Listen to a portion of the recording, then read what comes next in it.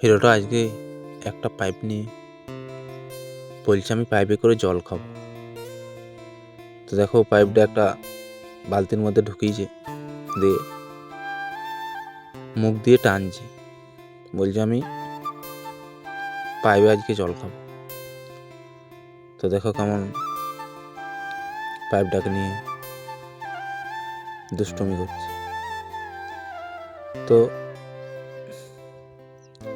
ও যেটা বলবে সেটাই করবে, মানে কারোর কথা শুনবে না। আর হাতে একটা গ্লাস নিয়েছে, তো তাই ভাবলাম আমি তোমাদের কাছে একটু শেয়ার করি। তো বন্ধুরা, আজকের ভিডিওটা এই পর্যন্ত। দেখা হচ্ছে পরবর্তী ভিডিওতে। সবাই ভালো থেকো, সুস্থ থাকো আর অপেক্ষায় থাকো।